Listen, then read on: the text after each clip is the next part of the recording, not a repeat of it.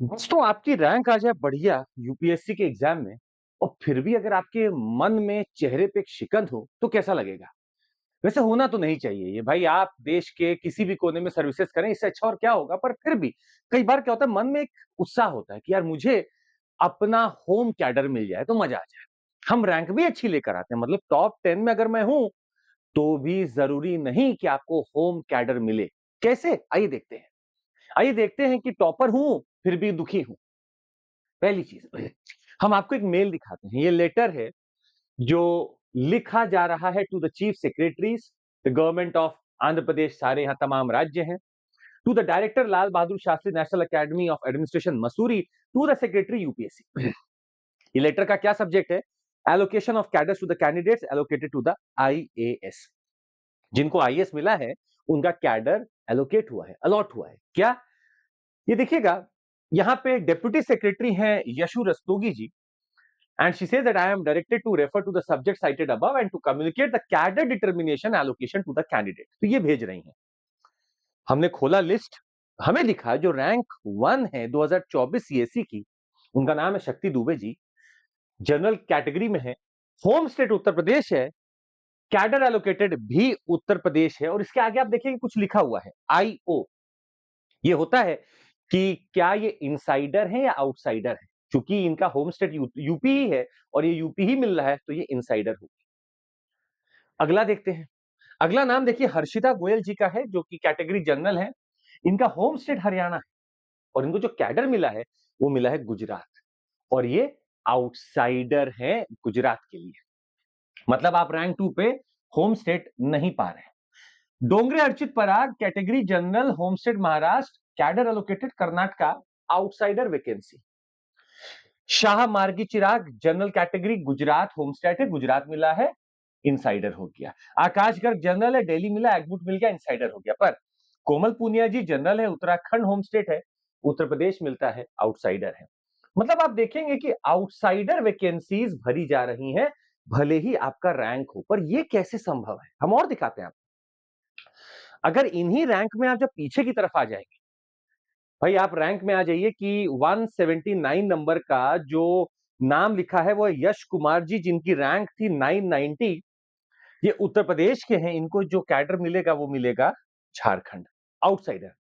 और तमाम देखिए आप जितना पीछे जा रहे हैं, मतलब अगर आप रैंक पीछे में हैं तब तो आपको इनसाइडर वैकेंसी का लाभ मिल ही नहीं पाएगा, आप आउटसाइडर ही तौर पे वहां पर जाएंगे।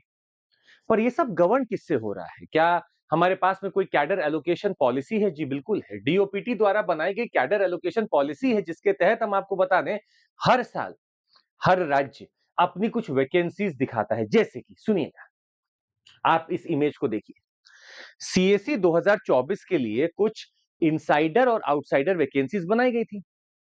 जैसे फॉर एग्जांपल अगर हम बात करते हैं एगमुट की, तो एगमुट में टोटल वैकेंसी 26 आई थी, जिसमें कि इनसाइडर 9 है, आउटसाइडर 17 है।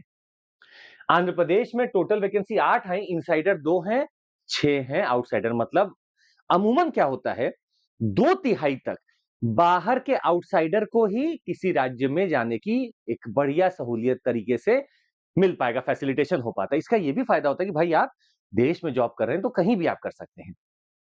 भाई असम मेघालय में 9 आई थी टोटल वैकेंसी, 7 बाहर की। बिहार में 10 आई थी, 7 बाहर की।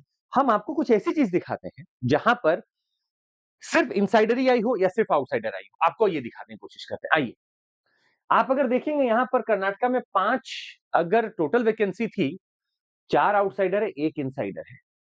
महाराष्ट्र में 8 आई थी, 5 आउटसाइडर, 3 इनसाइडर। नागालैंड में 4 अगर आई है तो 3 आउटसाइडर, 1 इनसाइडर। सिक्किम में 1 इनसाइडर, 0 आउटसाइडर। और दिखाते हैं उत्तर प्रदेश में, लेकर चलते हैं। उत्तर प्रदेश में 20 अगर टोटल वैकेंसी है तो 14 आउटसाइडर है और 6 आपकी हो गई इनसाइडर। मतलब लगभग आप उसी रेशो में चल रहे हैं। पर उत्तराखंड में अगर आप देखेंगे, 2 वैकेंसी आई और दोनों ही आउटसाइडर है, दोनों ही आउटसाइडर है। और इसी कारण से, क्योंकि इनसाइडर वैकेंसी तो है ही नहीं, इसी कारण से अगर आप यहां गौर करें इस रैंक, तो यहां पर जो उत्तराखंड की कोमल पुनिया जी हैं, उनको उत्तराखंड इसलिए नहीं मिल पाया क्योंकि उस साल उत्तराखंड की इनसाइडर वैकेंसी 0 थी। वहां पर सिर्फ आउटसाइडर ही कोई जा सकता था, उत्तराखंड का इनको उत्तराखंड नहीं मिला। उनको मिल सकता था अगर वहां इनसाइडर वैकेंसी आती, क्योंकि ऊपर से कोई भाई उत्तराखंड का है ही नहीं, वही पहली थी। और अमूमन होता है कि लोग अपना होम स्टेट भर देते हैं एज होम कैडर, क्योंकि अगर आप नहीं भरते तो आपको नहीं मिलता है।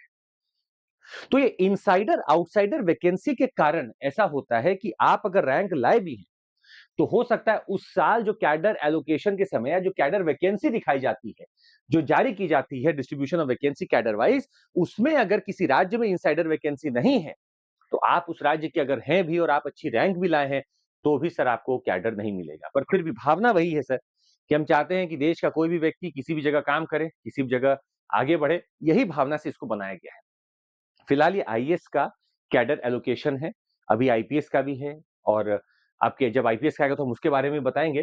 पर फिलहाल एक बार आपको हम ये दिखा दें कि कैसे यहाँ पर कैडर एलोकेशन में उत्तर प्रदेश, उत्तराखंड में आप देखिए 0 यहाँ पर है इनसाइडर की, और आपको दिखा दें 0 यहाँ पर आउटसाइडर 0 है सिक्किम में, और यहाँ पे हिमाचल प्रदेश में भी 0 आउटसाइडर है, एक ही वैकेंसी थी, वो भी टोटल वैकेंसी इनसाइडर की एक ही आई थी, आउटसाइडर वहां 0 थी।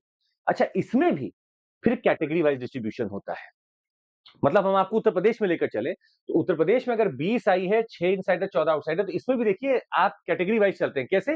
देखिएगा, आप देखेंगे ऊपर ये है आपका general including EWS, OBC, SC और एसटी। और हो सकता है कि अगर आप जिस कैटेगरी को बिलोंग करते हो, अगर उस कैटेगरी की वैकेंसी नहीं है तो भी आपको नहीं मिलेगा, भले ही आप इनसाइडर हो, पर आपकी जो कैटेगरी हो और उस कैटेगरी में अगर वो वैकेंसी नहीं है तो आपको हो सकता है वो भी ना मिले। जैसे भाई अगर आप यहाँ बात कर रहे हैं जनरल कैटेगरी की, तो हिमाचल प्रदेश में एक ही वैकेंसी थी, पर जनरल की एक भी नहीं थी, ये थी ओबीसी की, ये थी ओबीसी की। ओबीसी का इनसाइडर एक इनको चाहिए था, यही वैकेंसी थी। हम आपको और दिखा दें, अगर आप चलते हैं मान लीजिए उत्तर प्रदेश में चलते हैं, तो उत्तर प्रदेश में आप देखेंगे 20, 6, 14 इनसाइडर आउटसाइडर, आप देखेंगे 8 टोटल जनरल की थी, जिसमें 6 जनरल बाहर के होंगे, 2 जनरल अंदर के होंगे, बाकी सब बढ़ गया ओबीसी एससी एसटी में। ये होता है सर तरीका कैडर एलोकेशन का। और सिर्फ रैंक लाना नहीं है, आपके मन में भावना भी हो कि भाई मैं कहीं भी जाकर वर्क कर सकता हूं। और दूसरी बात, जब अपना डिटेल एप्लीकेशन फॉर्म भरें तो इतने अच्छे से भरें कि गलती का स्कोप ना हो। अगर आपने होम स्टेट भरा ही नहीं, जोन भरा ही नहीं, और आप उम्मीद करें कि आपको होम कैडर मिलेगा, तब नहीं मिलेगा। और होम कैडर से बेहतर है, वहां पे आपके ऊपर बंदिशें बहुत होंगी।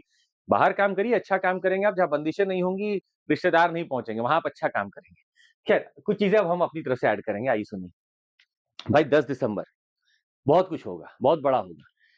आपको 7 बजे इसी चैनल पर जुड़ जाना है लाइव, और लाइव देखना है उसको। उसको नोटिफाई करने के लिए अभी ऐसा एक इमेज बना होगा, उसको देखिए, उस इवेंट को जाके नोटिफाई मी पे क्लिक कर दीजिए, इट विल बी लाइव।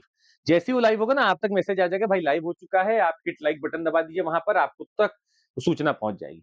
और जो लोग हमसे जुड़ना चाहते हैं, पढ़ना चाहते हैं, 25,999 में आपका पूरा कोर्स मिल रहा है, आप जुड़ सकते हैं हमारे साथ। सीसैट आप ले सकते हैं 7499 में, आप जुड़ सकते हैं हमारे साथ इंटरव्यू गाइडेंस प्रोग्राम में, जिन लोग का मेंस हो गया इस बार। और जो लोग आइकॉनिक सब्सक्रिप्शन लेते हैं, उनको किताबें भी डिलीवर की जाती है, मेंटरशिप सपोर्ट दिया जाता है। जुड़कर देखिए, आपको फायदा होगा। Let's crack it. Thank you.